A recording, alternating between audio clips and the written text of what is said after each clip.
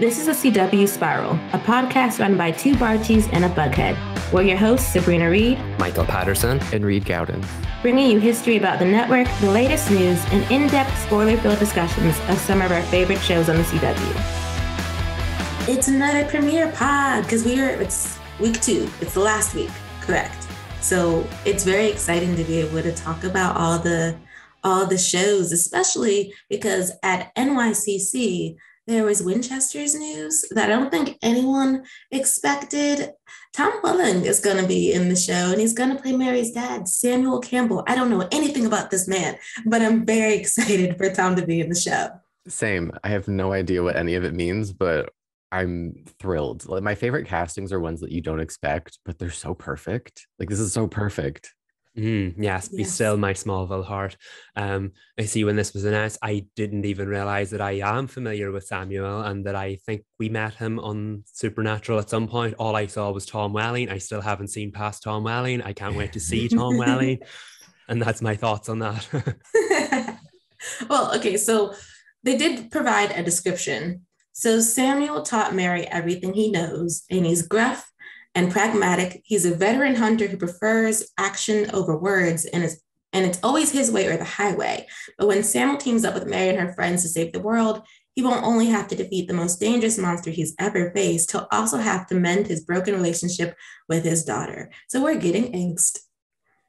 Oh, the description of him sounds exactly like Mary. So like the apple didn't fall too far from the tree. We love it. Now, I feel like Mary's relationship with her father will play into the show as it goes on. So it was only fitting that he show up at some point.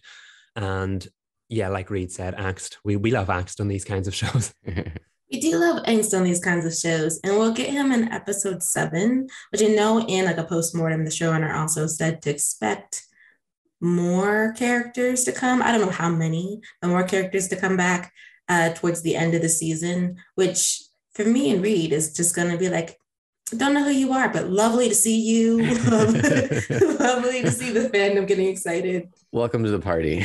Yes. Look, like I said, I've met Samuel before and I was still like, don't know who you are. Who are you? Because again, all I saw was Tom Welling. I feel like that's going to be the fun with this show. There may be some references I will pick up on. There may be some I won't. But the thing is, it looks like a lot of fun and we're in it for the ride.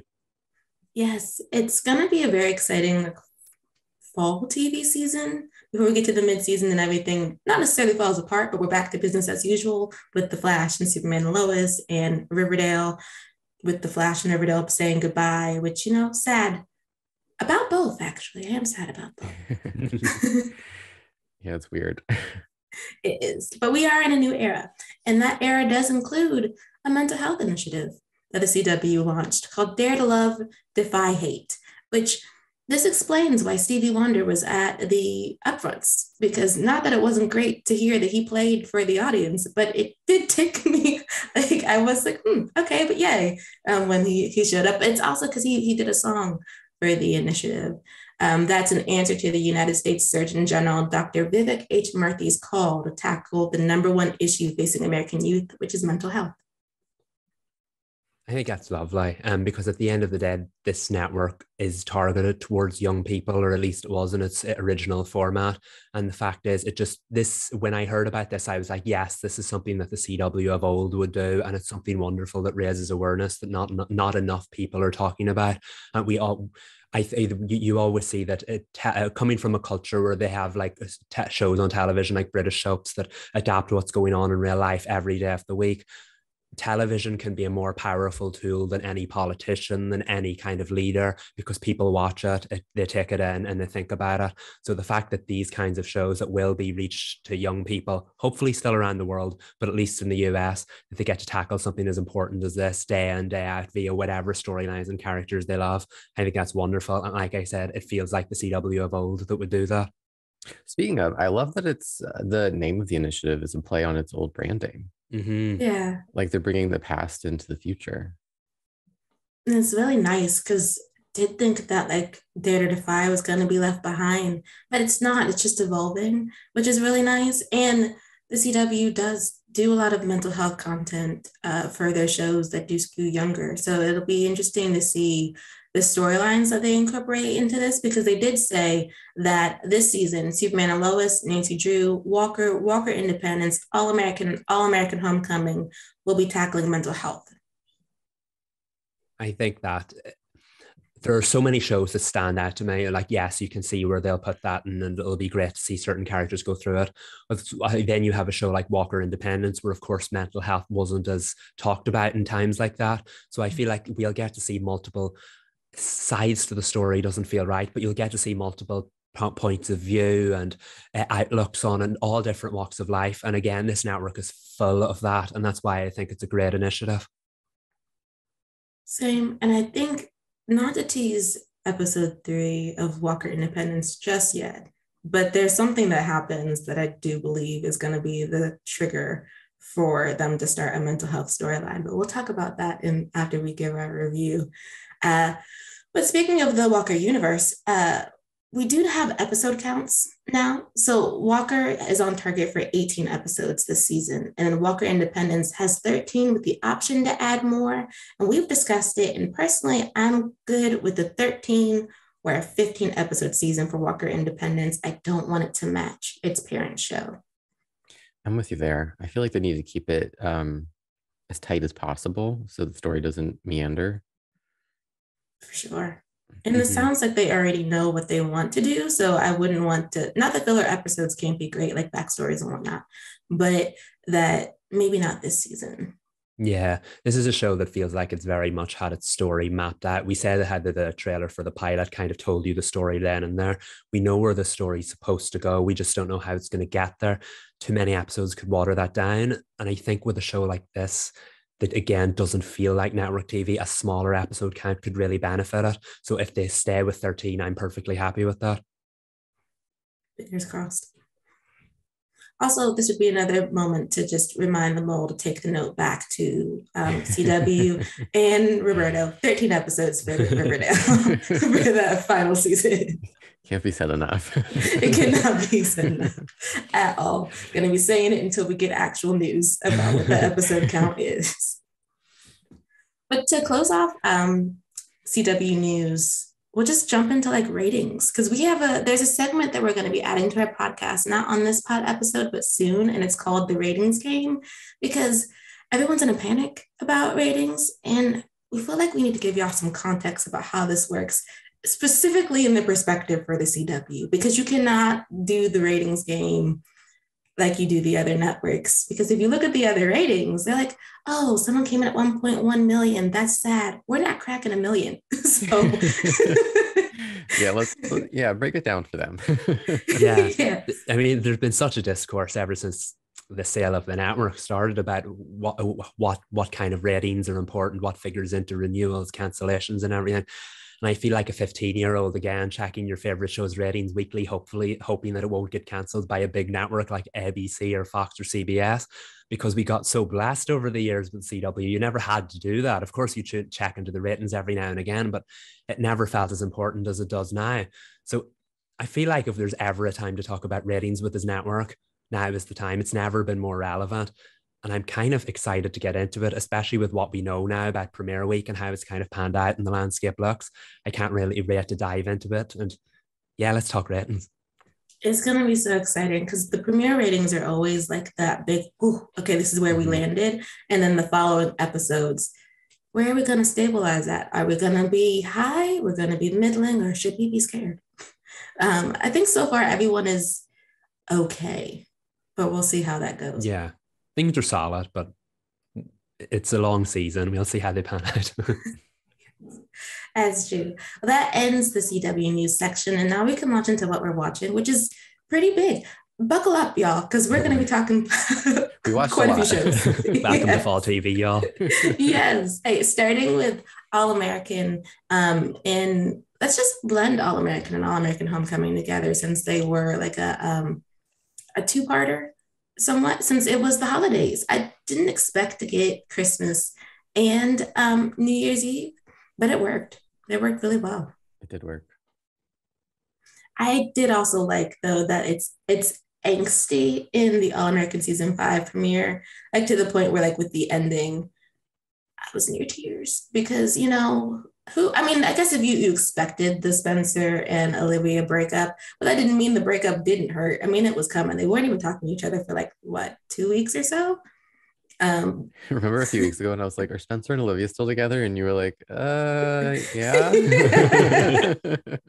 You nearly got me because I was about to say no. I was like, wait, I can't say that. Yeah. But you can now. I ran right into an embargo. But it was a sad breakup, but one that was coming, was definitely telegraphed, because I don't know how you get around the fact that Olivia is investigating his coach for what seems to be some type of, I don't even remember what phrase they used, but he's having his players attack their opponents in a manner that will get them off, like out of the season, like career destroying injuries on the field. And that is how they're winning their games. Oh, okay.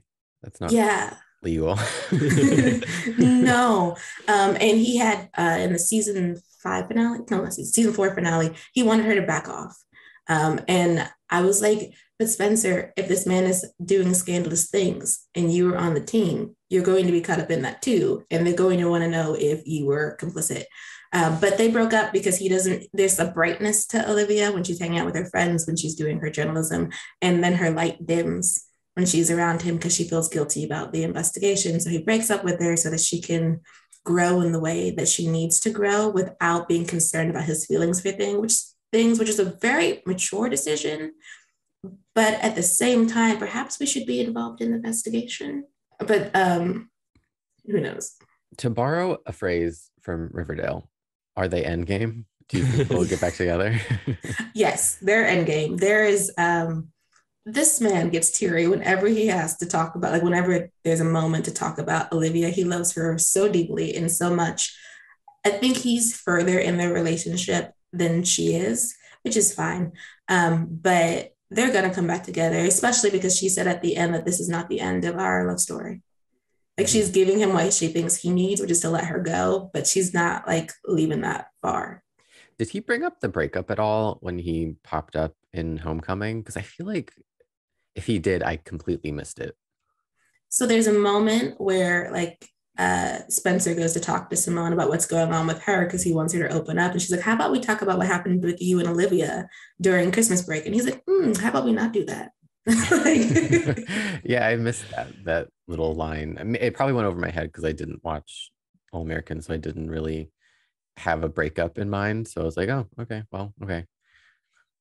Yeah, it was a real short line, and they started talking about what was going on with her, not relationship wise, but what was going on the tennis courts. It's interesting that like these sports dramas are really doing sports content now. All American was doing it, but All American Homecoming was like scuffles on the court and scuffles on the baseball field, but the stakes weren't as high as they're about to be now in All American Homecoming, because as we always say, the girls are fighting and they are fighting hard. Yeah.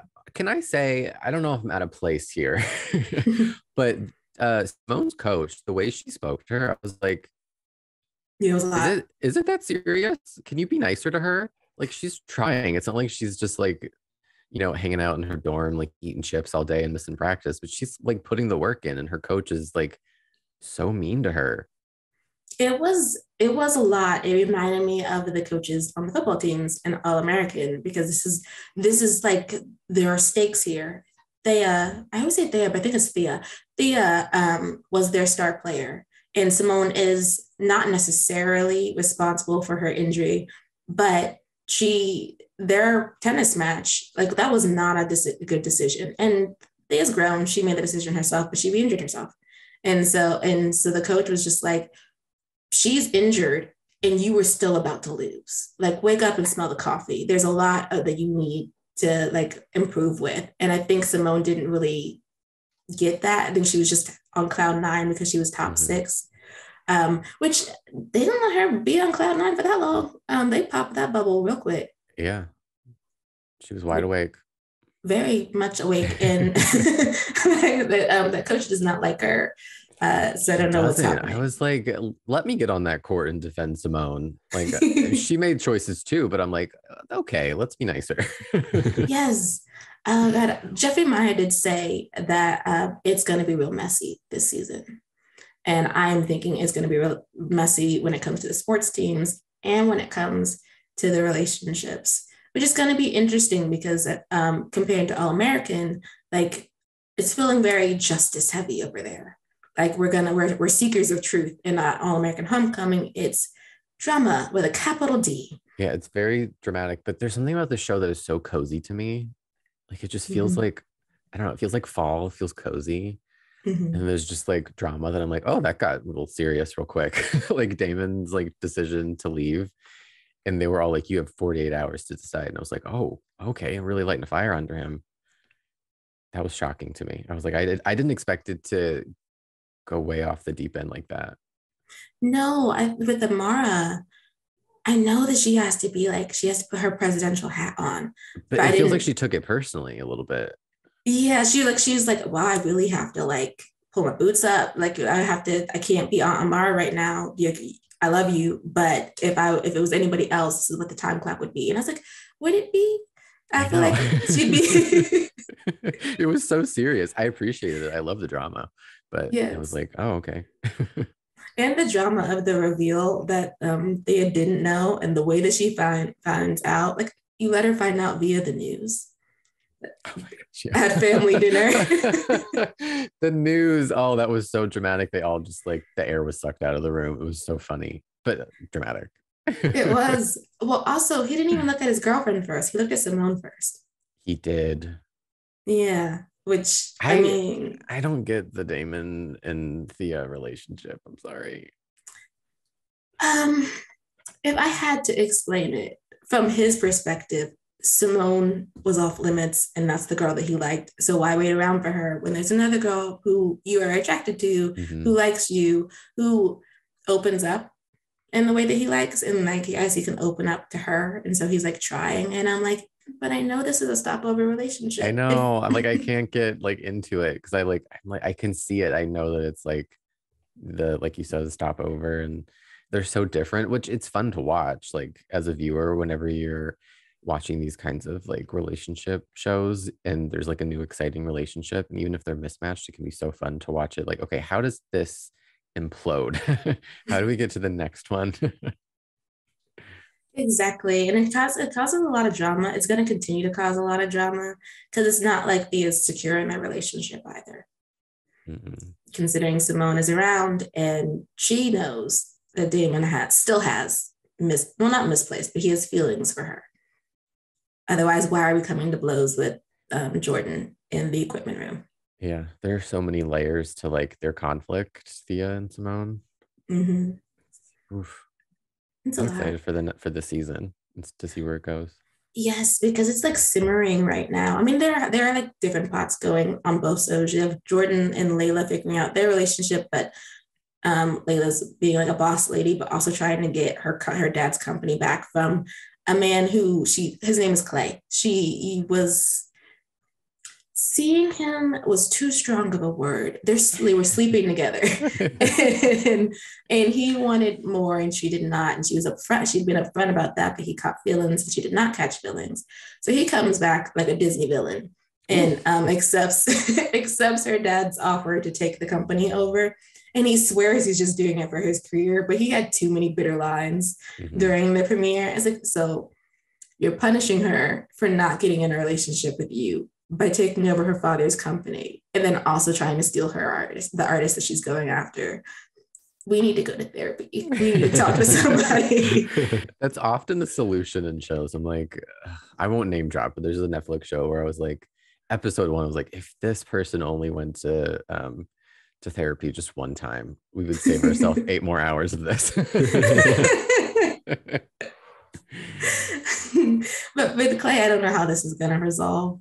Or how Layla and Jordan's gonna. I like them a lot. Simone, of course, was upset during the All-American premiere because she's like, how are you gonna just move on like that? Like, I didn't even move on like that. And it's because Damon's in a relationship, let's be honest. But like, but if I guess she said she would have given it time. So where we would have just continued flirting with Damon and put him on a time clock until it's acceptable to be in a relationship with him. I don't really know what the logic there was, but they came back in a really strong way with Layla and Simone, because they both got each other thoughtful Christmas gifts, because they were each other's secret Santas, because JJ is not as oblivious as they all think he is, and he knew something was going on, so he made them secret Santas so they could repair their relationship. Okay.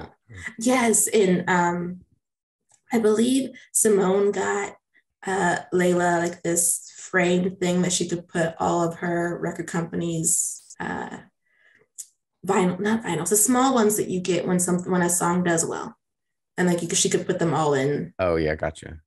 Yeah, in the frame. And then Layla got her a new charm for her charm bracelet that had to do with something tied to her son, which that was beautiful, but also it let Simone know that Layla and Jordan are talking about certain things, because the only person she told about the thing that's going on with her son is Jordan. It's just the cute little moment. I forget what their thing is right now. And I was like, oh no, Layla accidentally gave away the game, but like, but it was very sweet. And so, but Jordan and Simone are fine now. After the tussle with Damon, you have them having their own talk about going back to being friends, which I know the Jordan and Simone people are not happy about, but it also didn't necessarily feel like they were over. It felt like there's a possibility for the door to open. There always is. You never know. You just got to keep watching. Exactly. So they just keep hope alive. I don't know. I say that as someone who wants Damon and Simone. I don't know what to tell people who want Simone and Jordan, especially because they're on separate shows. But just to talk about the last relationship, Cam and Keisha. I don't know how. I mean, the show's going to help them get through this bump, because Cam lost his scholarship because he chose to go to the event that was going to save the school or something. He missed curfew, and that's how he got off the team, and he lost his scholarship. And that's why she wasn't allowed to go see his parents when he had scheduled it, because he didn't want to introduce his girlfriend at the same time as telling them he lost his scholarship. And I know that was a decision that he made, but I also had to sit back and internalize the information that you chose to go to an event for your girlfriend, knowing that if you missed curfew, you could lose your scholarship. You made the right decision by not bringing her to the house during the holidays when you were telling your parents you lost your scholarship. Mess. Where does he work? He works somewhere now, right? He made a delivery. Yes, they had that whole scene with him in the visor, because he's a pizza delivery guy. There we are. There it is. Okay. Yes, because he's trying to figure out how to pay for school. And I was just like, great. I don't really know what to do with their storyline, because I just don't see how we aren't eventually going to get to a point where he's a bit resentful that he made that decision. True. Even though he says he's not right now. I just don't. When it becomes harder to be able to pay for college, especially if his parents aren't able to help, because he said that's the whole, like, that they're different. He needed that scholarship, and now he doesn't know how he's going to get through the year, let alone like the rest of the semester. It'll get worse before it gets better. That is true, especially because his communication skills are lacking.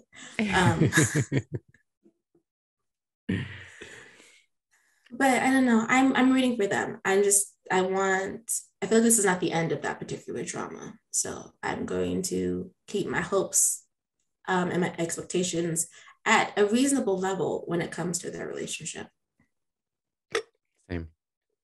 Is there anything else we should talk about for All American Homecoming? I don't think so. I think all I wanted to bring up was the now I'm blanking. What did I say earlier? I don't know. I already said it. Wait, was it Nate? Was it Nate watching the Oh yeah, her the Nene Leaks reference. Now why am I in it? Yes.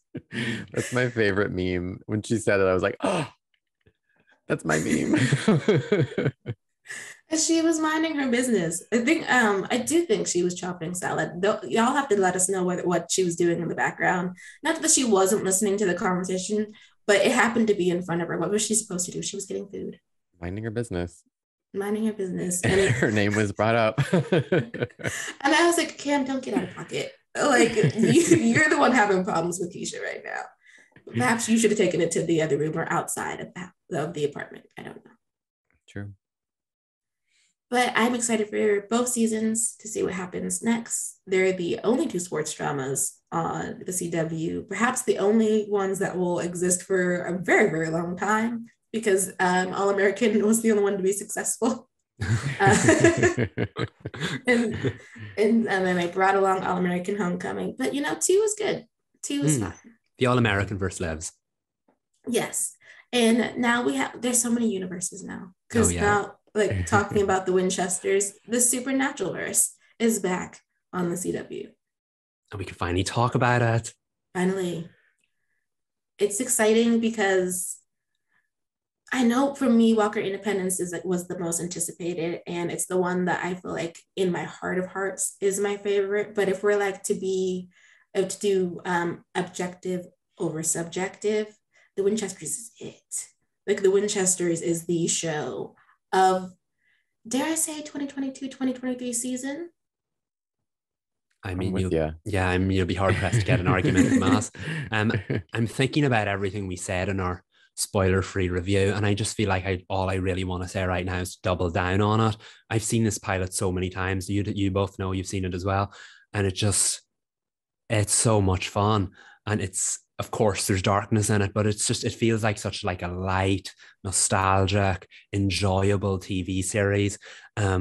It's of course it's a love letter to the Supernatural fans, but at the same time, it's something old but something new. It does so much we know from the modern CW, but at the same time, it pays so much tribute to the WB shows of old. I'm trying to think of the right word to describe it, and the word Reed used earlier comes to mind, cozy. I love this kind of show. This is my kind of comfort show, and I really think I'm going to keep getting attached to the characters, the stories throughout it. And I know I'm getting ahead of myself. I haven't even talked about the pilot this time, but yeah, what a ride. And it's so interesting. It's so good. And like the changes they made from like the screeners that we saw to what actually aired. It was so interesting this time around, seeing the way certain scenes fit together better. I did not expect to be going so hard for John and Mary out the gate. Right out of the gate, yeah. I mean, it's like right in front of our faces, right? Like we're supposed to ship them, but I was like, you're right. I wasn't expecting to like feel that connection to them right from like their first scene together. Mm-hmm. And I love that their first scene together is them in front of the movie theater talking about licorice drops and him being back in town for the first time in like years. And I was like, this is very cute. And then there was an instant attraction and connection that just follows you all the way through the episode. And I'm on board. Like for them individually and together, I'm incredibly on board. Mm-hmm. Meg and Drake have such good chemistry. Mm-hmm. Mm-hmm. It's insane. And I love that scene so much because he was just off. He was just back in town looking for that purpose, but at the same time, she wasn't looking for a distraction. And just for those like couple of minutes, they just found each other, and it set up this like infectious dynamic that you couldn't help but watch them and ship them and root for them throughout the remainder of the episode. And chemistry absolutely off the charts right from the beginning. It's so funny too, because it feels like their purposes are so similar, but their motives are different. Like Mary's like, I need to get out of this. I'm like over this. I'm gonna do this one last thing, find my dad, get up out of here, move on with my life. And he's like, this is what I was here for. This is my legacy. He's got like these starry eyes, and she's very jaded. And I love seeing how that brings them together, where she's kind of like, oh my God, he's so annoying. And he's like, oh my God, she's really cool. I love that because, well, one, it's as you said, Michael, infectious dynamic, but two, it's centered on them looking for their fathers or what their fathers were up to. And they're coming from it from different perspectives. Like Mary knows her dad. Like, so there is an irritation there about the way that he ran off and just left her. And that's not what you're supposed to do. And then with John, he doesn't know his dad because he left. So like he can paint the picture however he wants. And so the little tidbits he gets, especially from what is her name? The lady who was the not pawn shop, bookshop, occult bookshop. Ada? Ada. Yeah, so when she tells him like about how kind his dad was, it had a nice smile. I was like, see that those little tidbits of information allow John to like build his dad up without actually having to confront the notion of but he left. Mm-hmm. Which you saw that through John, wasn't it? When he was looking at the picture of him when he was telling Mary what his dad used to say to him when he was a kid. You see that like warmth in them that Mary kind of doesn't have, obviously, because she said it lived a very different life than he did. Yeah, I mean, it's nice that he's not resentful to his dad, and he clearly loves his father. But I was like, how long is this? Like, I'm a golden retriever. This is a wonderful exploration of what my father was up to. Like, how long is that going to last? I do wonder, because he's like, he was just trying to protect us, and I was like, okay, but he still left your mom and you. Like, I really want you to sort of dig into that notion, but I don't know. I think, at least I hope, or I can see this happening, Mary will kind of help him unpack those feelings that he maybe doesn't quite have access to because he has kind of rose-colored glasses on because he's like, oh, this whole new world, monsters, and where's my dad? I want to know him. And I think it'll be an interesting character arc for John, and also a great performance for Drake to go through that the peaks and valleys of John figuring out who he is, where he came from, and why he's been put in this world. So yeah, I hope we get some of those deep conversations from John and Mary about their dads, because they have a lot in common, even though the circumstances are different. And it's lovely that they have a lot in common because it allows them to connect instantly. I do like, she is sort of like annoyed with him, but fondly. It's like a fond annoyance. Like I think she likes how much light he has in him, which I don't know much about John Winchester, but I have seen the comments on Twitter and from Drake's own interviews that light does not necessarily exist when he is older. So I'm not excited to see it go. No, I don't want him to get hardened and like Jay did. I know. Having recently watched The Walking Dead, it's hard to see Jeffrey Dean Morgan as anything other than the villainous Negan. But Jeffrey Dean Morgan did play some nicer characters over the years. But I can say that John Winchester kind of walked that line between doing the right thing but not being the best father. So even though he's not exactly a heroic character, but he is the boys' hero in Supernatural, it's still very hard to imagine Drake Rogers, John Winchester ever getting to that point. But I think that's also one of the most exciting things about the show and why I hope it runs for a long time. How do you get from A to B? Where does the story go? I'm not going to say John turn into Mary, because Mary very much has a hardened view of the world. And I think the thing that she likes the most about John is that he doesn't. But we know how their story ends, and that John Winchester does get something of a hardened view about the world. And I think I'm really excited to see how that plays out over the course of however many seasons the Winchesters has. I want to circle back to their relationship and talk about a scene that we were talking about while the episode is airing. It was when they're going to wherever, the whole gang is going to, I don't even know how to explain what happened in the climax of the show. But they're in the van and they get there, and Latika, is that how you pronounce her name? Mm-hmm. She is like nervous. She's timid about like becoming a hunter. She doesn't have a lot of confidence. And John's the one that he's got that sparkle in his eye, and he relates to her and holds his hand out for her. And the scene that we talked about and clung on to was when Mary looks back and notices this happening, and we were like, are we setting up a love triangle? Like, because Mary definitely like clocked it. But I told you guys I had a different reading of that scene. Yes. And I want to get into it. Yeah. Okay. So I rewatched the scene, and I think there's two shots of Mary seeing. And at the very end, she kind of like grins when she sees John helped Latika like join them. And in my reading, I'm like, she's endeared to him, like being the person that can relate to people, or like just to see his personality like that. I think in my eyes, I was like, oh, she's like, and that's something that's going to help like Mary fall in love with him. But I could also see the other option where it's like the beginnings of a love triangle, where because we've seen this so many times where there's a guy that like connects with a woman and she is kind of like taken with him. I could see Latika having a crush on him.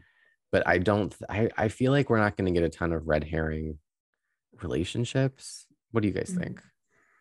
I don't think so either. There's also another reading for that scene, because I think Mary clocks him in the library too when they're talking, and John introduces himself to Lata. They call her Lata, which I love that nickname. But she sees that, and then the one that you mentioned, Reed. And so I'm like, if she does smile a bit, would she be more comfortable with him developing a relationship with somebody else? Because she knows she was always going to leave, but like she also knows that like the life of a hunter is hard. And it's not clear how long Lata might stick around, even though she wants to hunt. She doesn't have the alpha mentality that like Carlos and Mary have. Like she's in the game, but we don't know how long she's really going to stick around if she can't get over her fear of these missions. And those two, I mean, they're very sweet. They could be very sweet if given the opportunity.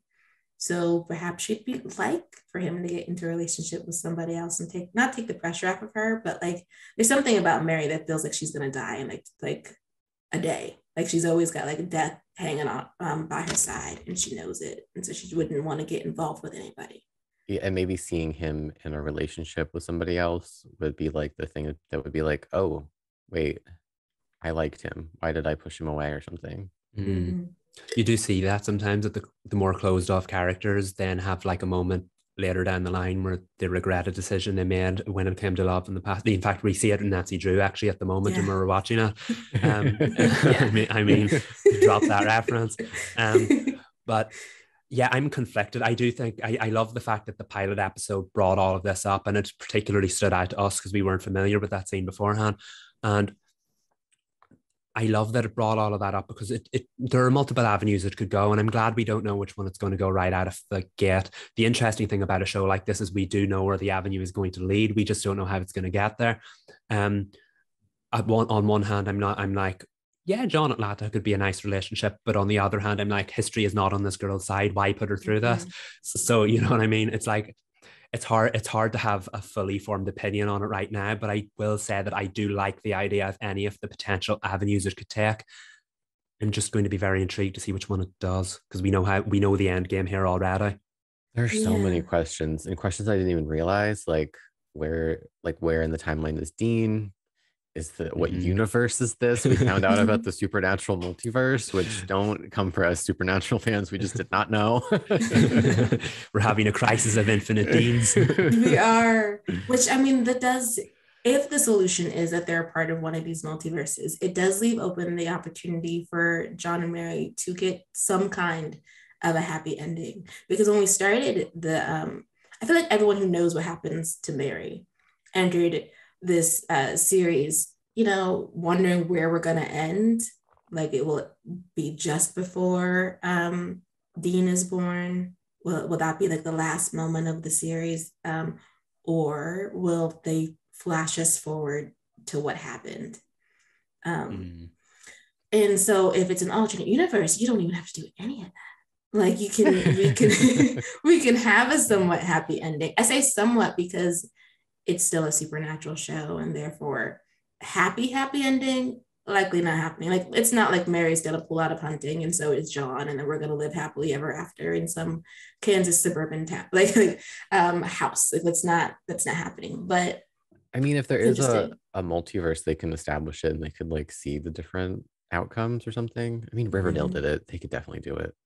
That's true. It would be interesting because it would be really interesting. I'm going to use the word interesting because I don't want to have an opinion on this right away, but it would be interesting if like they were the Winchesters of this universe and they did get to retire, because that line was it that Carlos said that really stuck with John was it the only thing worse than how a hunter starts is how a hunter ends.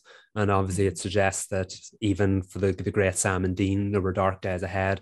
And so of course we already know there are dark days ahead for the great John and Mary, but it would be really, if they decided to go the alternate universe route, it would be really cool if in this universe they were the legendary Winchesters, they got to retire, they got to buck the trend and then raise Sam and Dean as a happy family with no hunting. Probably won't happen because it's a supernatural show, but I feel like if it went to supernatural right and it was willing to take all the risks of jumping through universes and telling a different story, why not go the whole way and end differently? It's like, for example, we thought Gotham when it started was going to be a very straightforward Batman story, and then around season 2 the writers just said, you know what, let's just throw anything at the wall and see what sticks, and now it's not considered canon in the slightest. Was there a multiverse?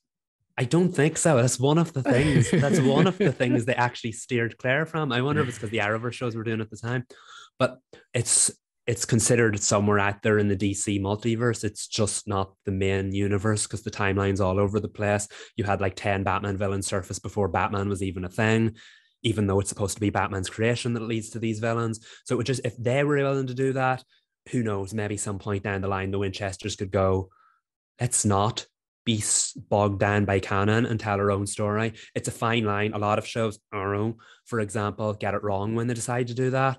But at the same time, it can loosen the shackles and then add a bit more creative freedom. So it would be really cool if the Winchesters did decide to do that. And I think I'm happy with it sticking with canon for now.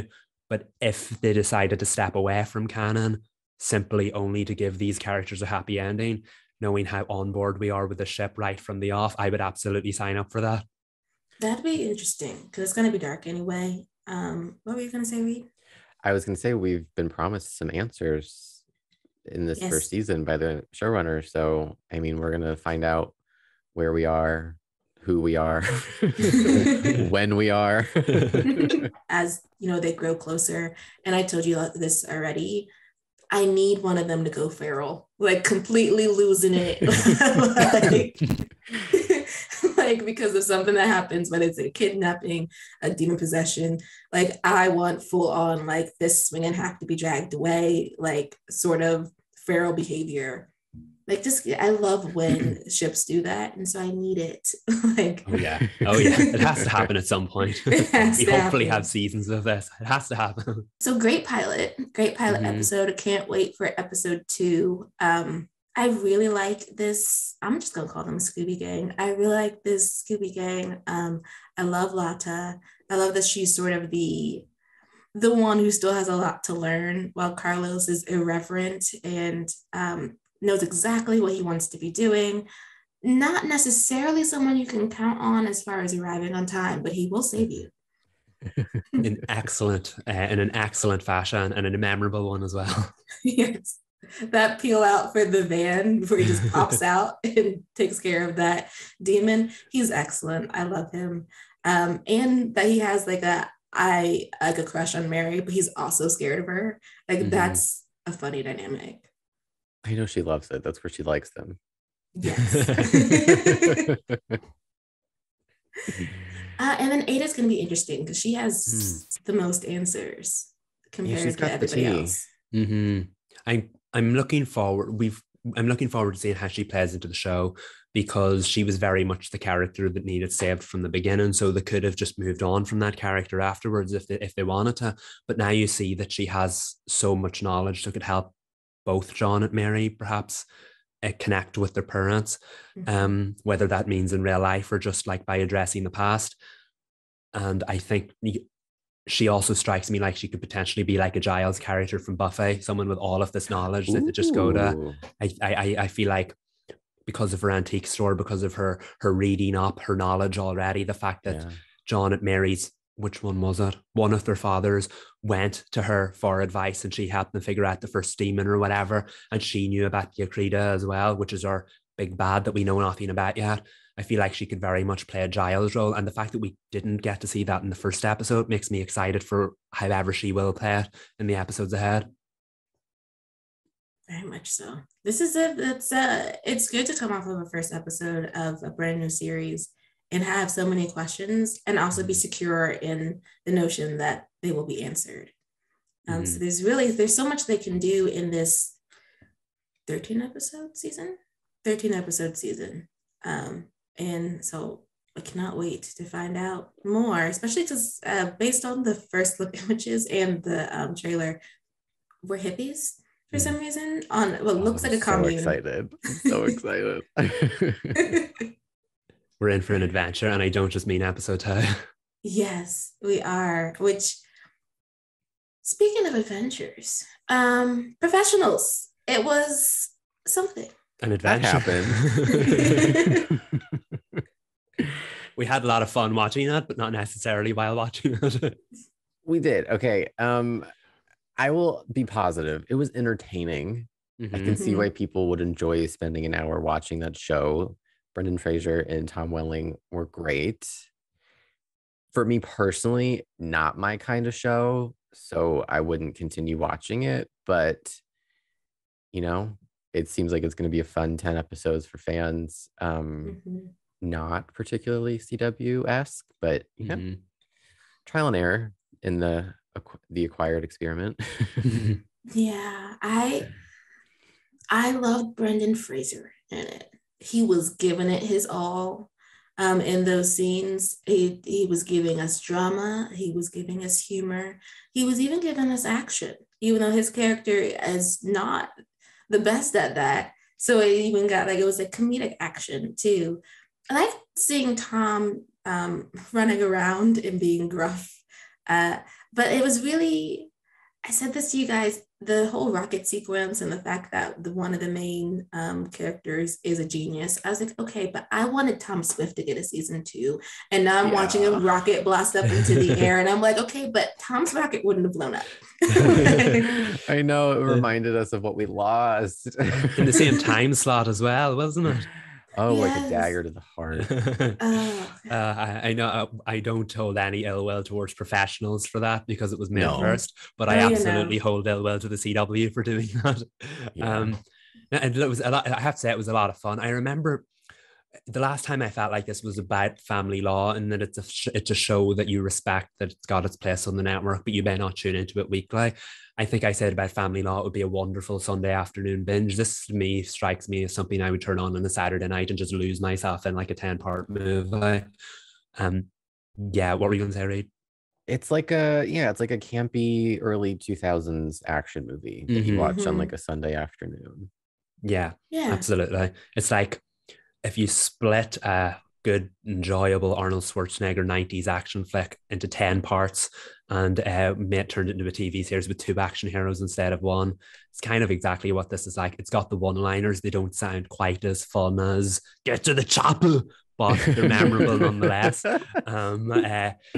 It's a lot of fun, and I agree with what Sabrina is saying. Brendan Fraser is a sensational actor. I am so happy to see him having this incredible comeback via Doom Patrol, The Whale. Should have been Batgirl, but we'll not talk about that. And just getting to see him have an absolute blast in this show made me enjoy the pilot so much more. It's so much fun watching him just be like, what the heck is going on? And I feel like that carried us through. And it's just like, again, seeing Tom Welling on the CW, and you'll hear us talk about that a lot going forward now with the Winchesters. Yeah, seeing him just made me more excited for the Winchesters. I was like, exactly.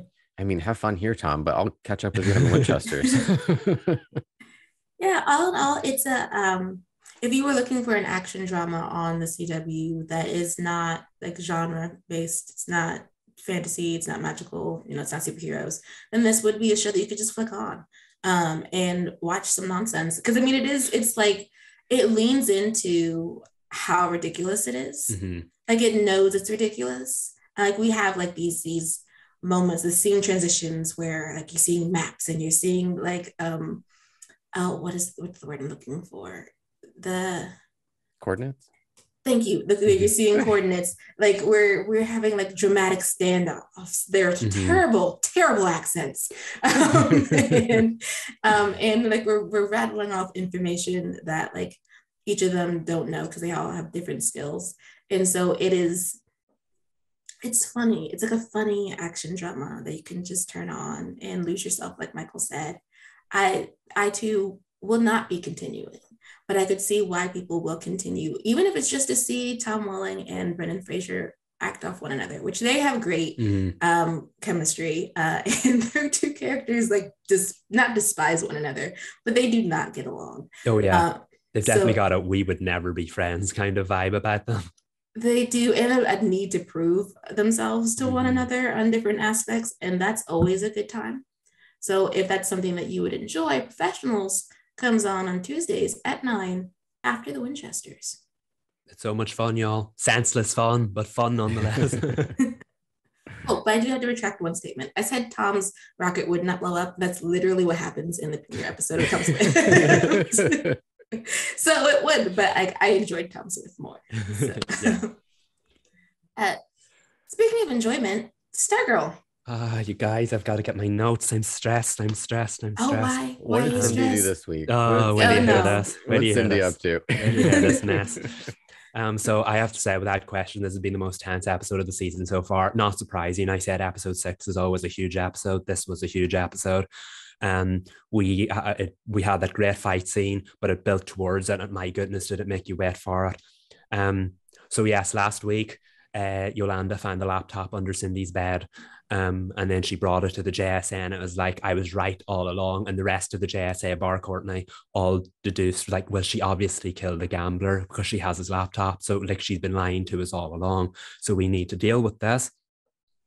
So, but before the dead, Beth, Dr. Midnight 2, she is a whiz at computers. She knows everything about technology. So she helped you with the help of the goggles, download it, all the files off the gambler's laptop onto her own laptop before they could quietly sneak it back under Cindy's bed, because if she knew they'd stolen it, she would know she was in trouble and then try to make a run for it. So Starman suggested they do that, and he said, you can't tell Cindy because, again, she'll make a run for it. I have to say, Starman, not a single drop of anger in sight. He had his head screwed on. He was finally the revered hero that we've been talking about for 3 seasons. And he was surprisingly the voice of reason. I really liked Starman in this episode. But again, it's all about Cindy, but a little bit about Courtney as well, because Cindy's not the only one lying. Courtney is obviously still training Cameron to use harness his ice powers. They had an incredible moment in Cameron's mansion garden, and where she told him to focus on his love instead of his anger, because his anger was making his ice powers unpredictable.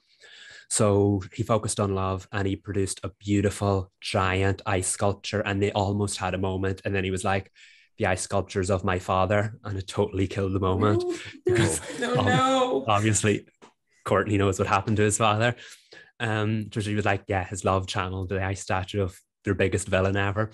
But when they went inside, they found out that Courtney's stepdad and her mother, Pat and Barbara, figured out that she was seeing Cameron. So they decided to pay Cameron's grandparents a visit, the creepy grandparents who are villains, and they speak in different language.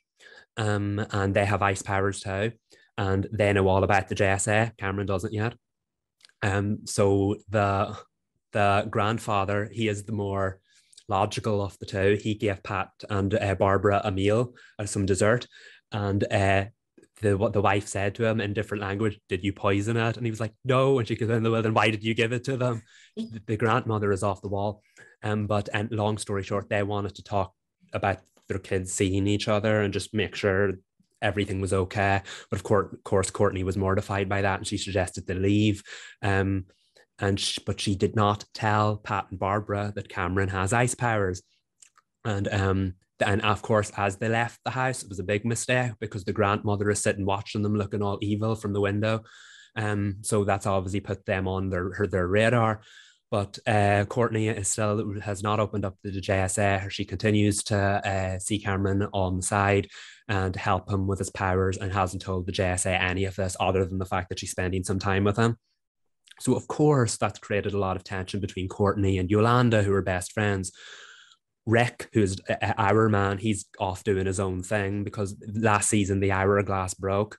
And so, and just for a context, Reed, in case you didn't know, our man, basically his power is that he puts on a magical hourglass and he's like super strength for an hour a day. So he has to choose when he puts the hourglass on.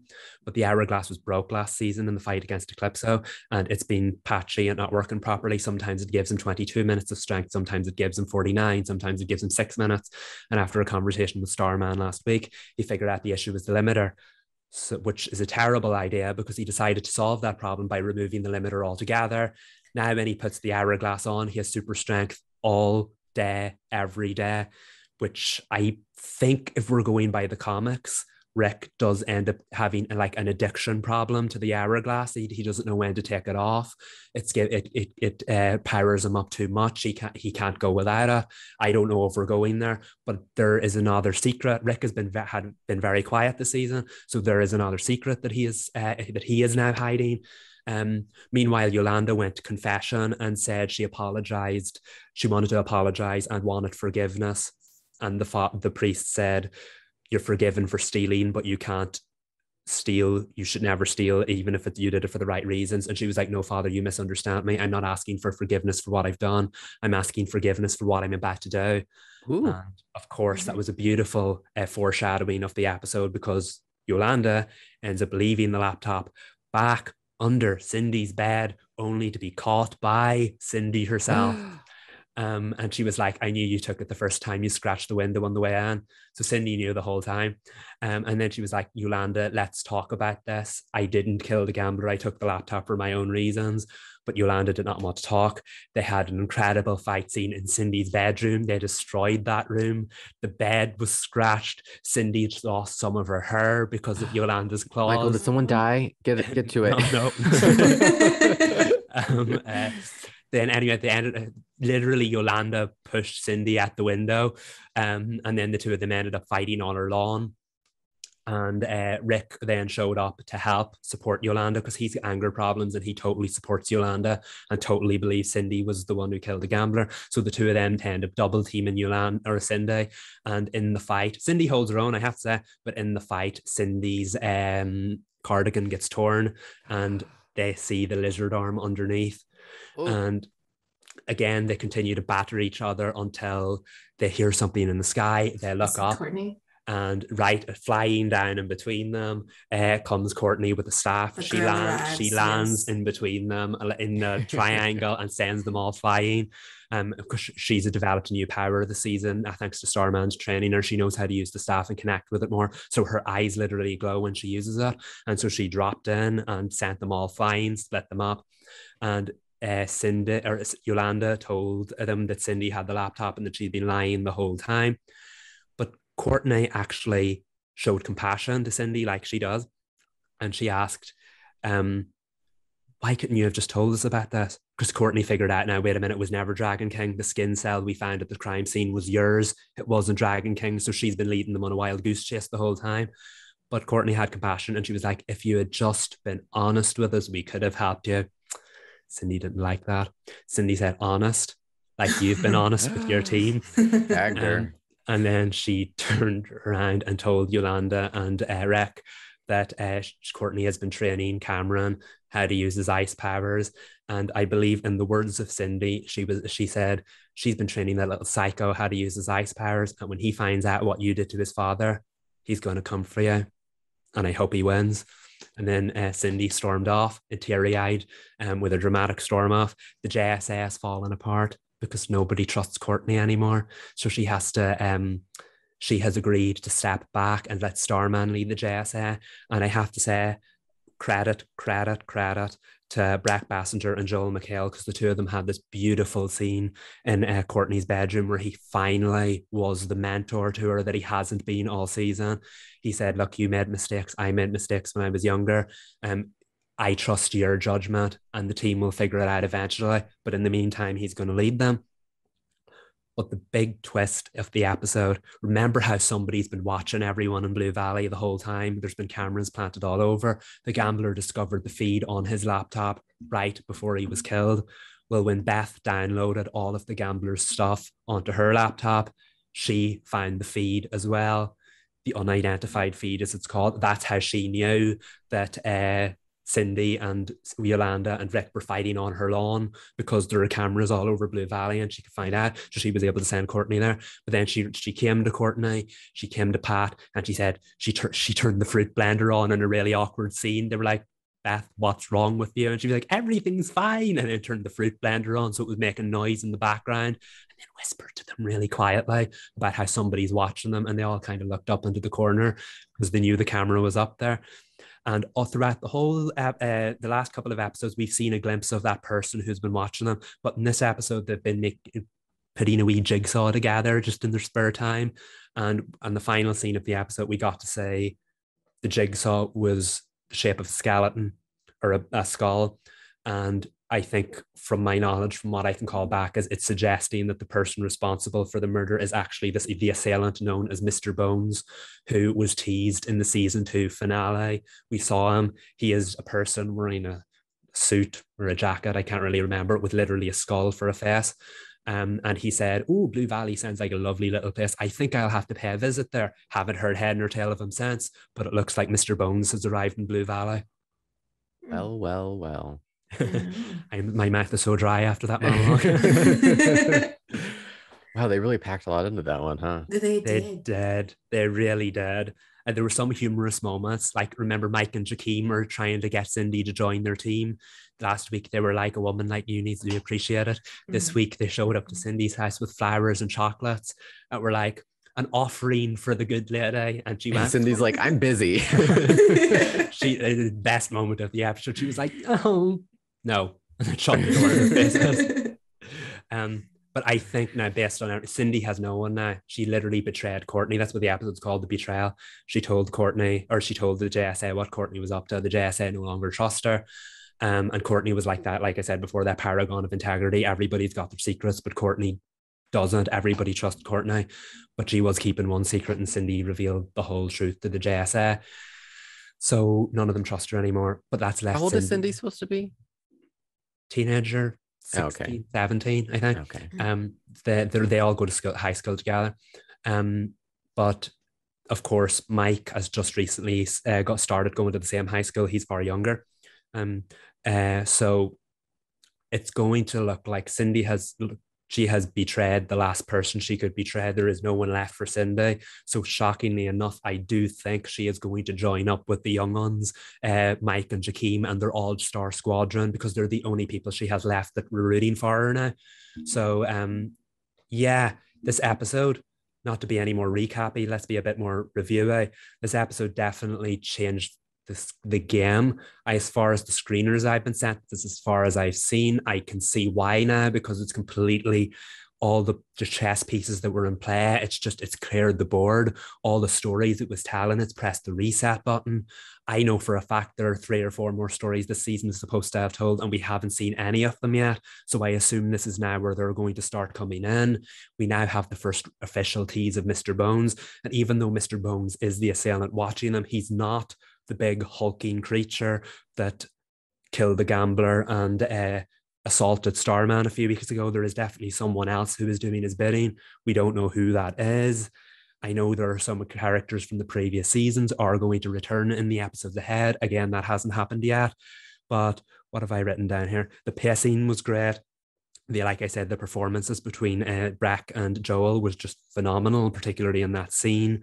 And I really just like the fact that everything we knew going into the season has just been wiped clean. I have no idea where the story is going to go next. And I think for a midway through the season, I feel like I've watched the whole season because I've seen every one of these 6 episodes about 4 times each. I'm excited about the idea of where it could go next. How many episodes are left? There are 7 left. And so technically we've still most of the season left. Yeah. It's just for so I binged them. I shouldn't have, but for so long I binged those first 6 episodes weeks ago. So for so long I feel like I've seen season 3. And now I don't know where season 3 will go after this. I'm very excited. It feels like it's entered uncharted territory. And like, it's all Cindy's fault, but I know Cindy didn't do it. She's just acting out because everybody wants her to act out. Everybody, it's like they've set such low expectations for her, so she can do nothing but live up to them. And you can't help but root for her. You want her to succeed, but like we said last week, she's making it so difficult, and she's just burnt the last bridge in Courtney. Is the Cindy redemption arc coming in the back half of the season? It has to. I think maybe working with Mike's exactly what's going to do that, because she kidnapped Mike last season. So I feel like there's another thing for her to make up for. If she ends up working with him and Jakeem, if she ends up working with two young people, maybe she could become an influence on them. I don't know. But things have never been more interesting, and I can't wait to see where the season goes, because that was definitely arguably the best episode of the season.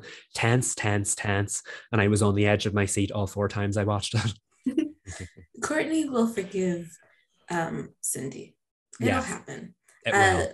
If I had to make a prediction, Kim might not, at least not until season 4, because we're manifesting a season 4. Yeah, exactly.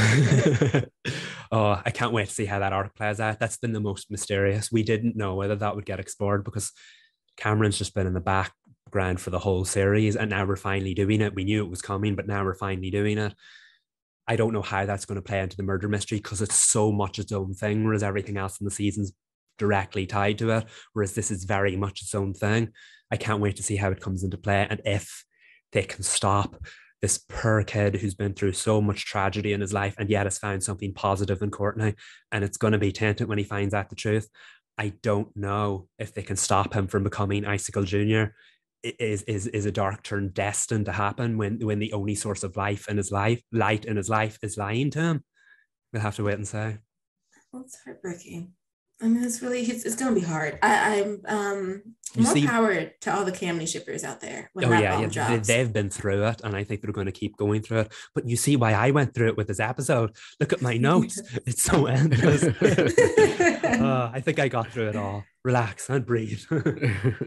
It sounded very tense, and you're right. Like, the best episode that they've done so far this season. I love hearing your recaps and reviews, because they have you so engaged. I'm like, what happened next? As you retell it. Nobody died yet, but I can't promise it will stay that way throughout the rest of the season. Oh, my heart just dropped. Okay, everyone make it out alive, please.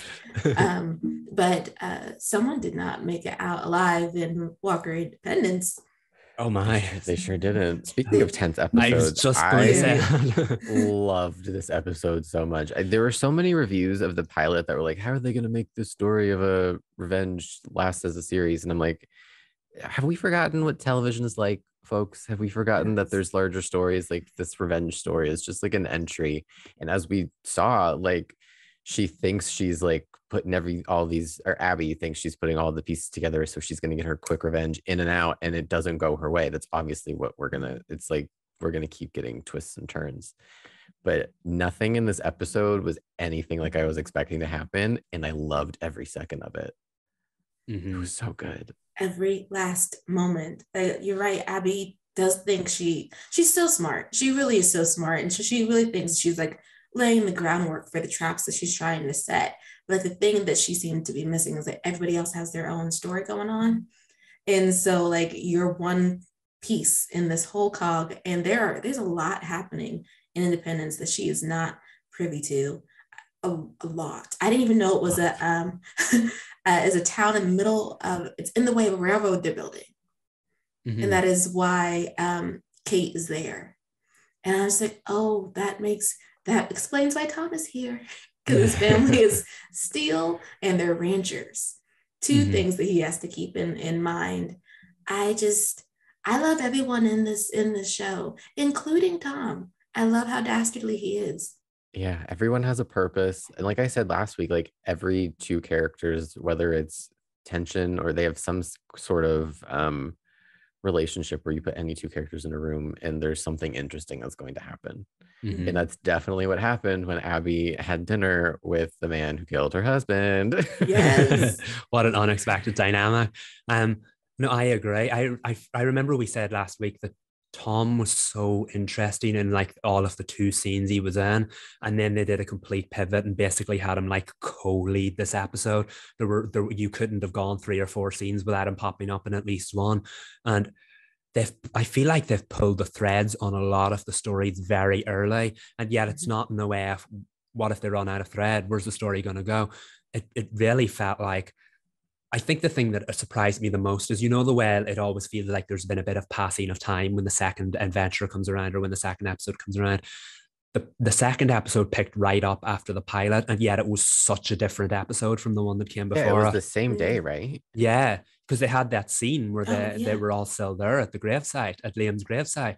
And then Hoyt was like, why did we come back here again? And then they talked about the robbery being yesterday. They did an awful lot of work through dialogue to remind us that we're picking up right where we left off. And I'm glad they did, because this episode, it felt like it was an exercise in getting us to know all of the characters better.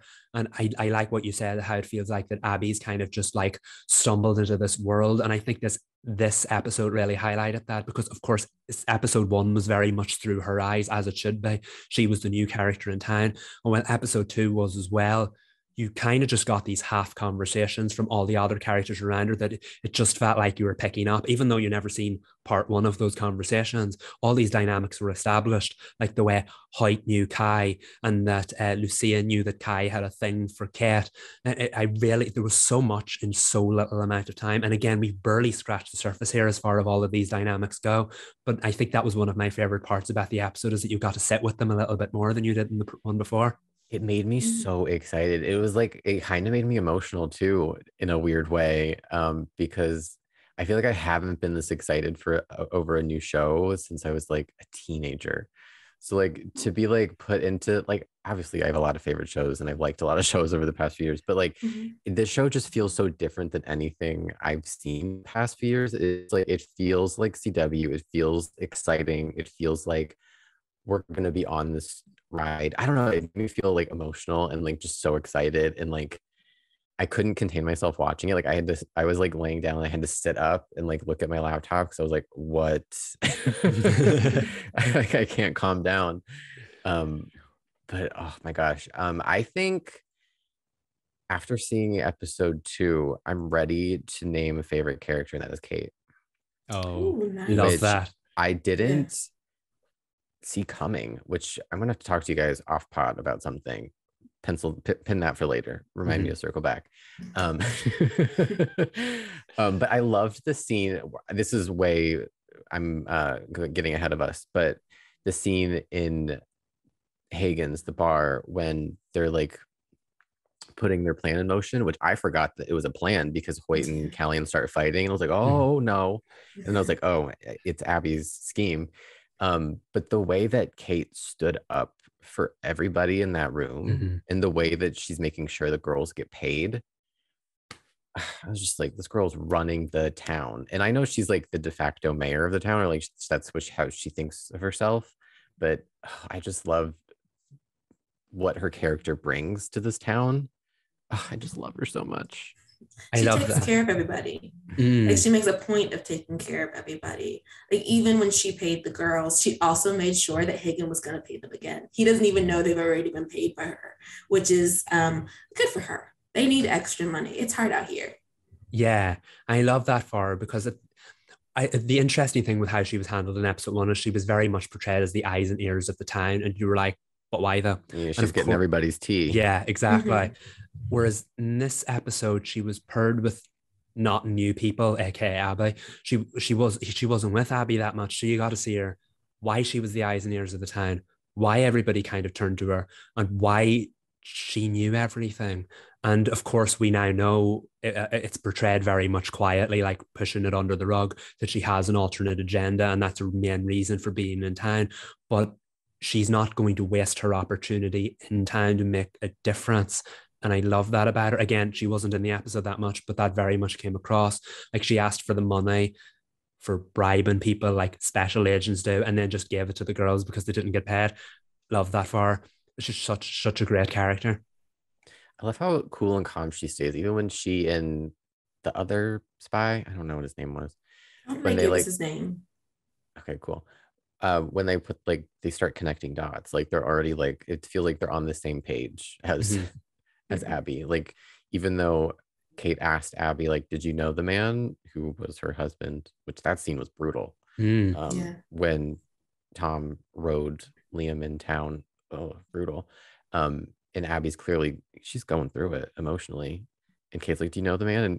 And Abby's like, No. I think Kate's got your number, but she's gonna like tuck it away and be respectful and wait for Abby to open up, I think. And I think that's what's really interesting, is because there's such a like central mystery here, not to us, not to Abby, not to the people who already know what's going on with the sheriff. Like I said last week, this show is not who killed my husband, it's how do I stop the man who killed my husband. But the interesting thing is there's so many people who don't know this, and yet they're all starting to figure it out quite quickly. I love that. I don't know how it's going to pan out. It makes it more tense because you're not just waiting for the penny to drop for everyone, and where they're all going to have that like, OMG, could he really? No, it wasn't him kind of moment. They're all really starting to suspect something is off with the sheriff right out of the gate, and he's being very clever in trying to cover his tracks because he didn't the first time around. But I think it's raised the stakes something serious. The second episode really went to extreme lengths to raise stakes that were already high. And they have interesting discussions in the episode too. There's a through line about like what it means to follow the law and due process. And it was interesting that she was the one that started the conversation, because you would think she'd get a little frontier justice. But she, like, if we're talking about Griffin, the man who she isn't aware of, but was working for the Davidson family, getting a fair trial, like, does that mean you want Tom to get a fair trial once you can prove that he was the man who killed your husband? But the fact that, like, it wasn't clear to me whether or not when Callian goes to talk to Augustus, whether they got to finish their conversation before Griffin went charging out on a horse. But the fact that it's Augustus who shoots him and not Tom, and it's with Liam's gun, was a lot for me. He's like the law of independence, or should be, had he not been overlooked. He's been there for 2 years. Tom doesn't know anything about the town, but he was put in the position. And there was an undercurrent, like, it's clear that was for racist reasons. And like that Augustus is swallowing that, even though he's been here the longest, and Callian knows it. And those two are talking, which, by the way, still got vibes. I'm still down for these two. But I like that they apparently have more history than ICU going in and out of town. Like, they've been on missions together. Like, they have a rapport where Callian doesn't let Abby and Hoyt get their suspicions of him going too far, because he knows that Augustus is a good man and he just needs to talk to him. Yeah. But I do wonder, because Augustus holds so much, like, to his chest without talking about it, where that's going to land him. Like, he's a good man, but like, what exactly is he going to do for the sake of order? Yeah, he's very loyal, whether it's to his job or, I guess, maybe blindly to Tom just because he's the sheriff, to the town. I think it'll be harder to get through to him from the Abby's alliance, Abby's angels. Yeah, and he was that kind of like mysterious character last week. You said you couldn't really pin him down. We knew he was a good person, but he looked at people like he knew more. And it's because he does know more. He knows everything so well that you really got to know that in this episode. He understands things. He understands the town. He understands the characters. But there's a conflict there now. And yes, it's over the fact he was passed over. But I think that's starting to turn into doubt of the actual sheriff. And again, I love that they brought that up so quickly. It really, it adds extra stakes to it. But more than that, it makes Augustus stand out as a character more. And I think this will be a pivotal moment for him. Now that he did do that, he was the one that shot the gun. He might not be as cheery as he was in the first episode going forward. I feel like he'll carry that with him for a while. Yeah. Backtracking a little bit, Sabrina mentioned vibes, and just to get a little levity going on, I caught vibes between I feel like they laid some like groundwork just to like test the waters. There was definitely a moment with Abby and Hoyt, can't remember it now, but there was a moment, and there was one with her and Callian when he's looking at her wound, and I was like, yeah, what was the little look there? And then there was a shot when me and my cinematography there is a shot, I don't know what part, I think it's later on in the episode, where they're like, the three of them are talking about their plan, and it pulls back and it's Hoyt, Abby between them, and then Callian. They're facing each other and she's in the middle, and I was like, that feels symbolic. It was intentional. Not sure if it's setting up like a triangle or just like the dynamic between them is like Hoyt and Callian are always going to have conflict and Abby's going to be in the center of it. But I was picking up, I was picking up the breadcrumbs and I was trying to follow it. I think it's a triangle. The scene I believe you're talking about is after Abby comes down in Higgins and she sees Hoyt at the bar, and he gives her this. Honestly, it's so like not necessarily moving, but I was like, oh, I feel bad for Hoyt. But he was talking about what it is to grift, and that he's grifted so long that he doesn't even really know who he is anymore. But she's so sure of who she is, and so he tells her she's going to be fine at the dinner with Tom. And I was like, oh, I really like you two. Like, I like you two a lot. You can tell that Hoyt is sort of he's a character whose heart is in the right place, even if like he's a low down, dirty scoundrel, and he's often stealing things from people. He cares about people who are in his life.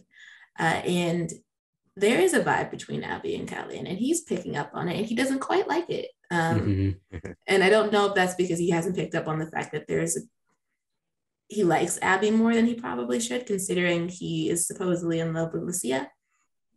But it's there, and it's going to be interesting to see how that works. I think it's one of the reasons why he doesn't quite like Callian. But I also just think that they brush up against one another, because Callian clearly is judgy about Hoyt. But Callian would be, because he knows that you're a criminal, and he's not wrong. Let's just say, like, it's deserved, Hoyt. Just deal with it. Yes.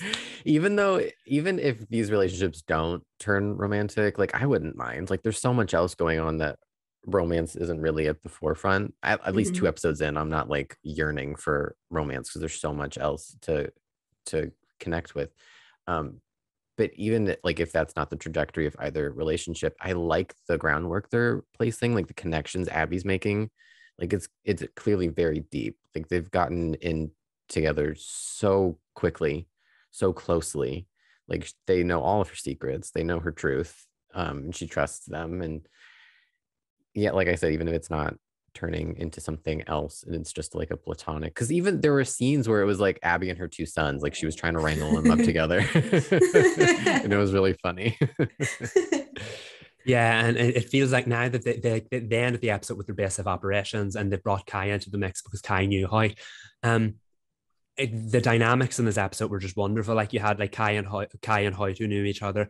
Kai and Lucia had that wonderful moment where he like made her the dress.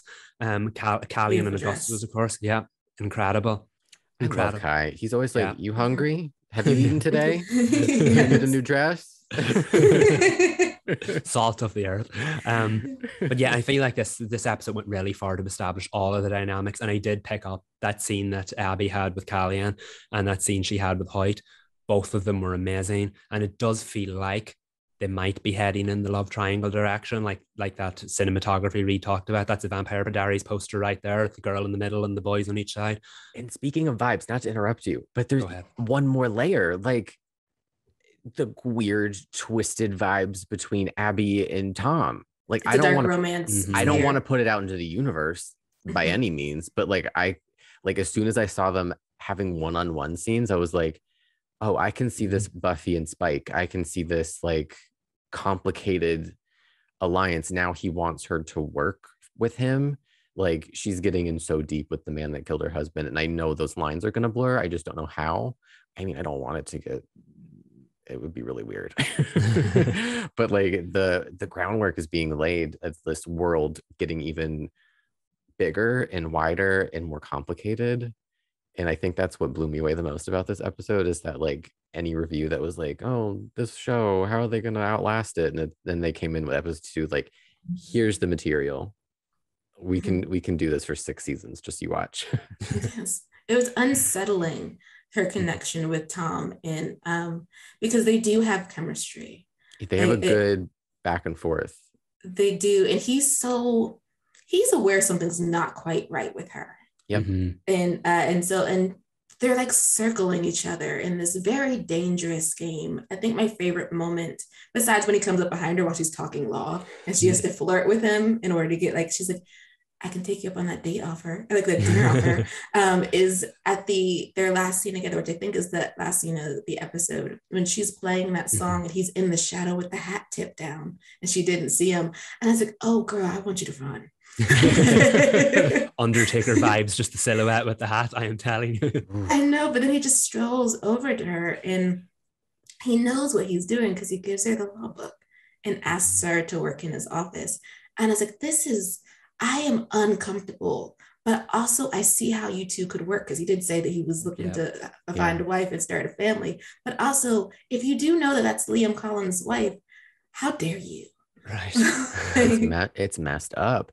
But I actually have credit to Kat, because they used the camera on her so well to portray like what Abby's really feeling versus what she's putting out into the world. And Kat knows this character so well. She's really game and really feeling everything.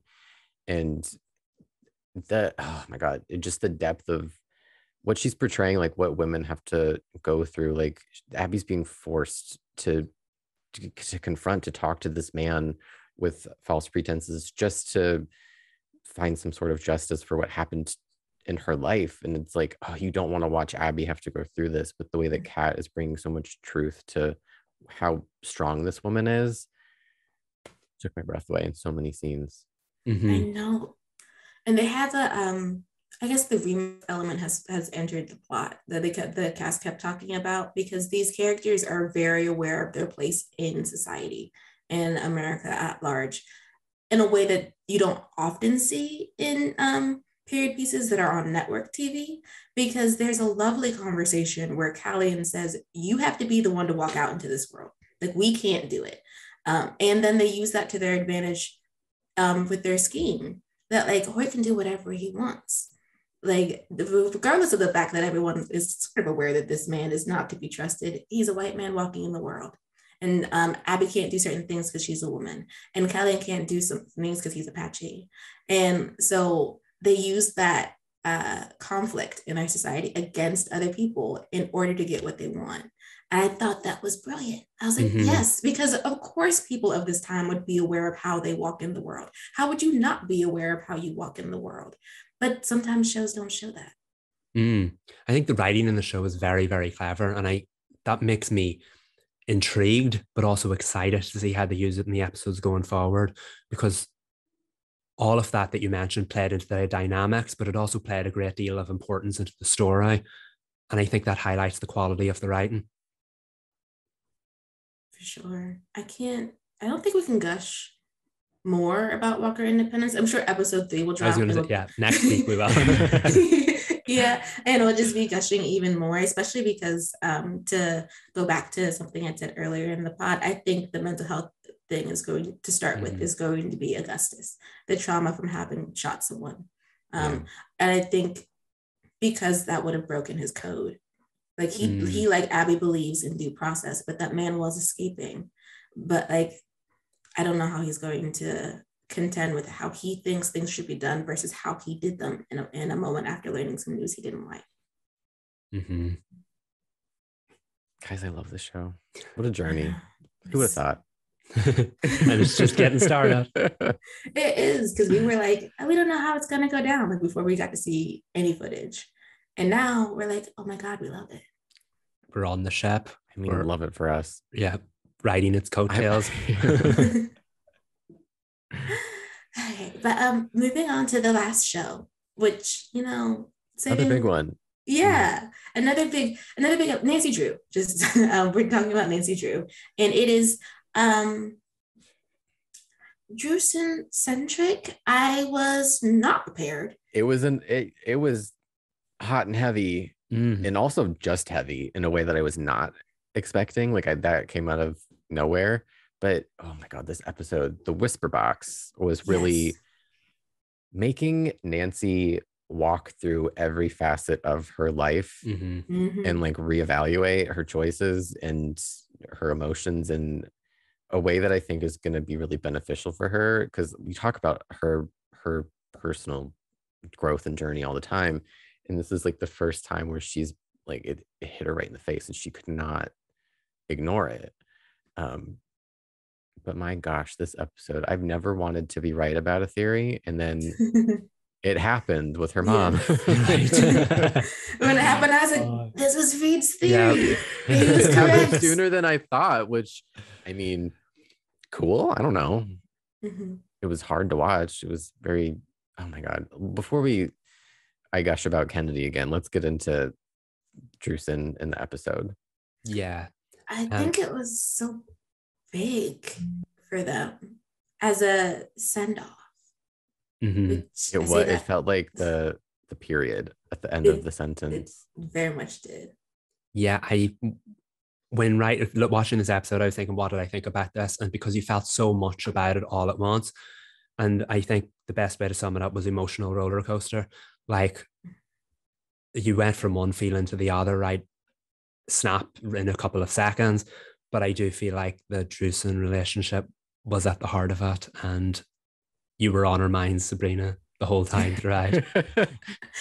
The first scene where like they kissed, I immediately messaged Sabrina. I was like, I don't know if you watched, but buckle up. It's like it's gonna hit us like a Mack truck.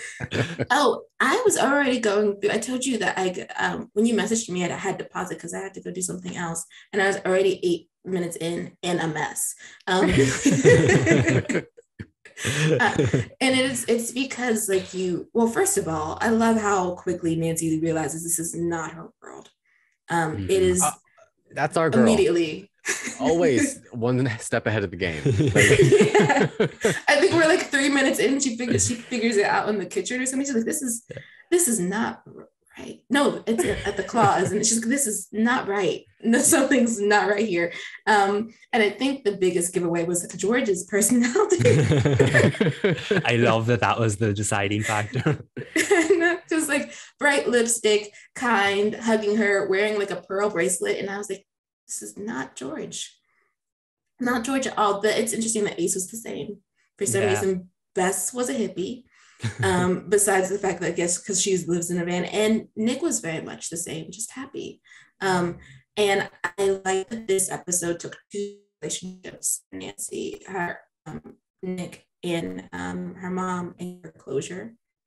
She got to say some things she would never be. Well, first she couldn't say to her mom because her mom was unfortunately passed, and because she didn't have the courage to say certain things to Nick, so she got to like literally work through her feelings on that relationship in a fantasy world without having to talk to him in the real world about it. It's a perfect Nancy Drew solution for her. But I do like that at the end, the way out wasn't even in Nick's house, because that's not what your real issue is. Like, you liked him, I dare say even love him, but that didn't work out. The issue was your trauma surrounding your mom's death, and therefore the door has to be in your bedroom. I was like, oh God, I love these writers. Yeah. And the fact that she woke up in the room and she walked past the door in the end of the last episode, it feels like it was right there all along. I love it when they take these episodes where a character feels like there's a point of no return for them, and basically all they need to do is learn something about themselves.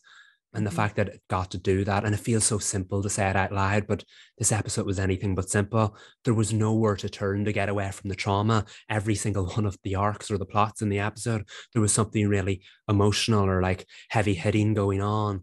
And it reeled you in more, but it also made you want to switch it off. I can't do this anymore. The fact that Nancy had to address the fact that her relationship with Nick could have been different. I feel like that was very much seemed like the core of the episode at the start, but then of course it was more about the fact that she never got to say goodbye to her mom at the end. But yes, we didn't learn so much about Nancy in this episode. The thing I like about this episode is that Nancy learned a lot about herself, and I feel like that was something that needed to happen for a long time. And this show has kind of been in a Drewson farewell tour for like the last 3 or 4 episodes, and like, I love them that get to the point, because we don't need this trauma. I feel like this was the love letter to them, to say goodbye to them that it needed. And what a love letter it was. It was. Okay, I have 3 things that just popped in my head while you guys were talking. I'm going to try to run through them without forgetting one of them. I think 2 are connected. At the end, when Nancy's doing the whole like Wizard of Oz, like, and you were there, and you were there, and you were there. And Nick was like, was I there? And she was like, yeah, you were there. And then George calls them into the office to do restaurant business. And she was about to tell him, like, and there's one more thing. And then he has to go away. And George lingered when she went to the office and looked back at them, but then fully went into the office. And then Nancy watches them in the office. And I think in that moment, she's like, I'm not going to tell him what we did in my dream world. I think that needs to stay with me. It seems like she did learn that she no longer should string that poor man along Yeah. or interfere with his life when she sees that he could be happy with George.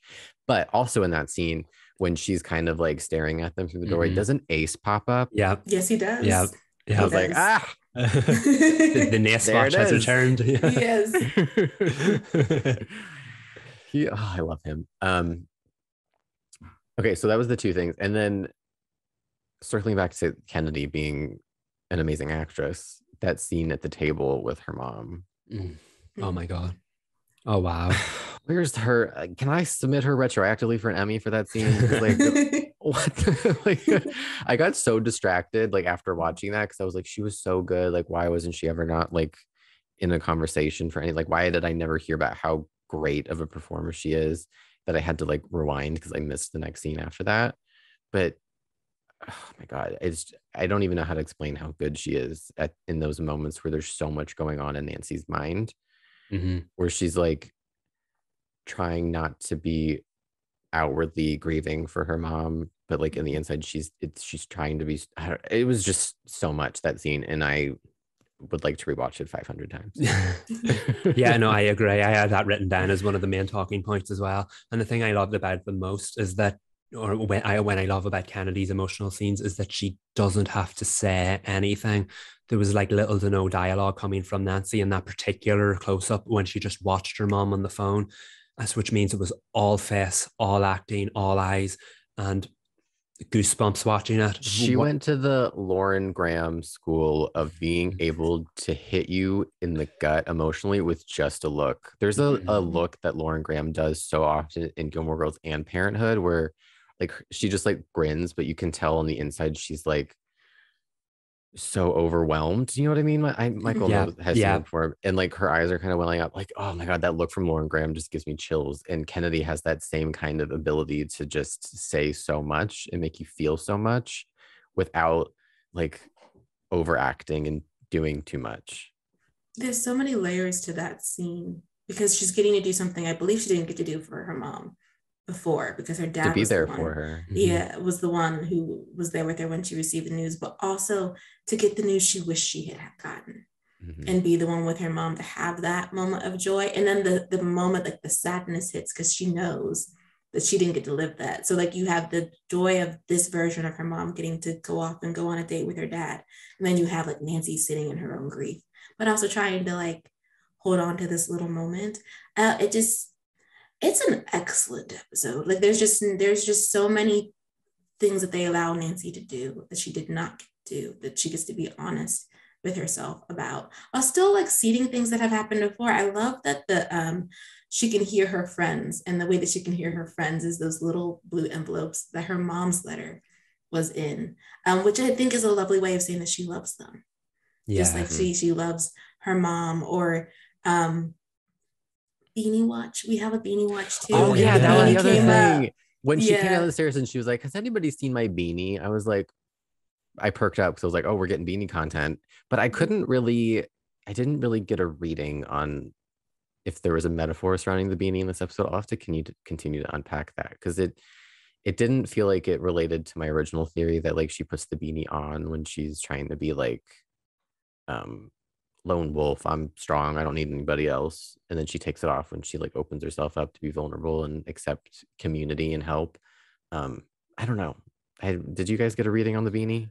Well, yeah, on that, using your philosophy, I kind of did, because she was kind of pushing the fictional version of Nick away by not telling him the truth, and she just mission, and like logically she should have been following the mission. The woman was about to die, so yeah, but she let him in that moment.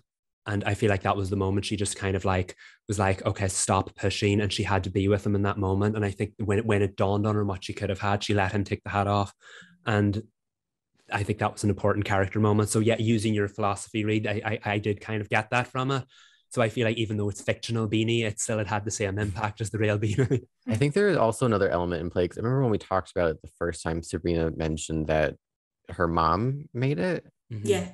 So I think there is a connection with her mom, because her mom is the one that finds the beanie when Nancy can't find it in this episode. She's like, "Oh, your beanie's in the living room," or wherever it was. I was like, okay, I'm gonna jot that down and remember that. I don't know. Oh, I love Beanie Watch because it is, I agree with you. It's her security blanket because her mom's the one who made it for her. And it does come off, like Michael says, after she opens up to Nick, who convinces her not to go charging off into the rain to go find everything. I love Drewson. I love Drewson so much. I actually I finished once she says goodbye and they have that really lovely kiss. I'm just like, I feel robbed. I'm not gonna lie, I do. But this is what the show has decided to do. And they really did put the period on it, because not only is Ace the one she talks to after she decides she's not gonna tell Nick, but he makes that statement about, well, if he's your ex, don't you not have to worry about exes? Yeah, and that ends it. Yeah, it felt very important that statement came from him. I don't know whether I was reading too much into that, whether this is the side effects of too much time in Nest. No, I mean, everything happens for a reason. And I think the writers on the show understand that more than, there are some shows where it's like, why did that character say that? You just did that for convenience. But I think in the show, everything tends to happen for a reason. So yes, I don't think you're reading too far into it. Also, because she wakes up in Nick's arms after the note from Ace falls on her chest. It's Ace's note that wakes her up. So Nace Watch is here. Nace Watch is not going anywhere because I just got chills. Because that's literally what happens. She's in Nick's arms, and then it's Ace's note that wakes her up, and then she comes to realize everybody else is talking to her. Which love that. Yeah, the writers work in mysterious ways. And then the end, she finds the Tiffany's lockbox, which reveals that Tiffany was getting close to solving Lucy's murder. And Lucy wasn't happy about that. They don't know what's happening in that video. Some mess that Nancy's going to unravel next week. I know. I was distracted in that scene. Sorry to interrupt just for a moment, because we always have a CW or CW actor watch. And that was, I don't know if you recognized her, Sabrina. Yes, that was Captain Kramer from The Flash. The woman, remember us ranting about the inconsistent Captain Kramer? Yes, that was her. I was like, it is. So different. She's so different in this show. And isn't her voice also different? I felt like it was a little higher and softer. Softer, definitely, yeah.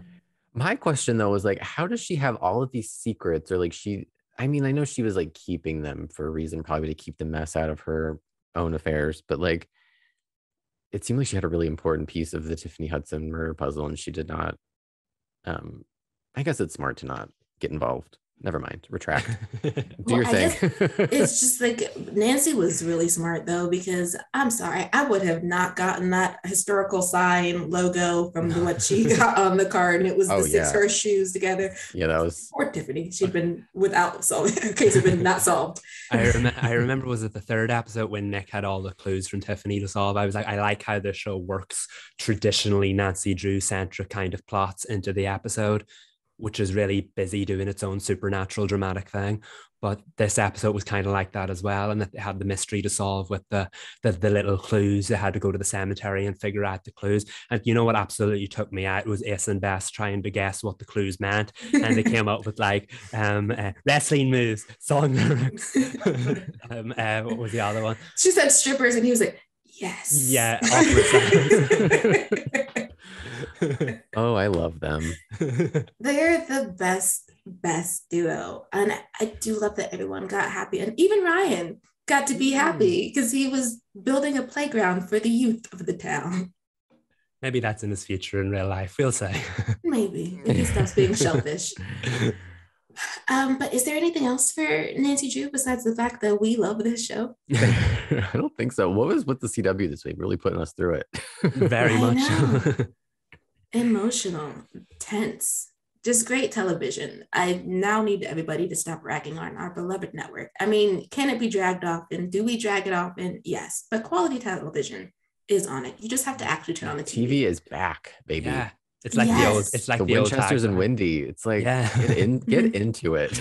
It's like the old tagline, TV to talk about. And if we've proven anything in this last hour and a half, we're talking about it. Yeah, exactly. Yes, exactly. And so that's how we should end this, though, with a toast to the Winchesters, because they came out of basically nowhere.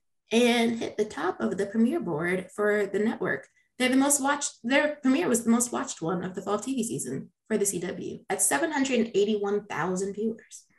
They came, they saw, they conquered. Love that for them. And the fact that we spent the time to, they were the second most watched. They were the most watched series premiere, but they were the second most watched season premiere. No, they were the most watched, full stop. And love that for them. The bragging rights. Yes.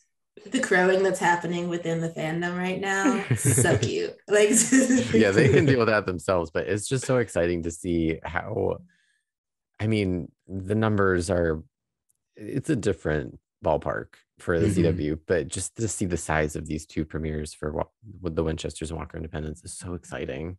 Yes. I'm obsessed. I'm obsessed too. Hopefully it's a rising tide. It brings everybody up. Yeah. Then they're two huge success stories, and that's a great way to kick off the new era, the new shows, and just it's a good thing for the CW in this day and age as they're trying to pivot into on the night viewership. Yeah, to the Winchesters. To the Winchesters. Cheers. Stream it if you haven't watched it. Yes. Cheers. Oh wait, actually I have a cup. Yay. Cheers. Cheers. Clink. Okay, that is it for this week's pod. Oh, it's been a lovely one. I love talking about all the television shows and the what we're watching section. We are the CW Spiral. I'm Sabrina. I'm Michael. And I'm Reed. Bye, y'all.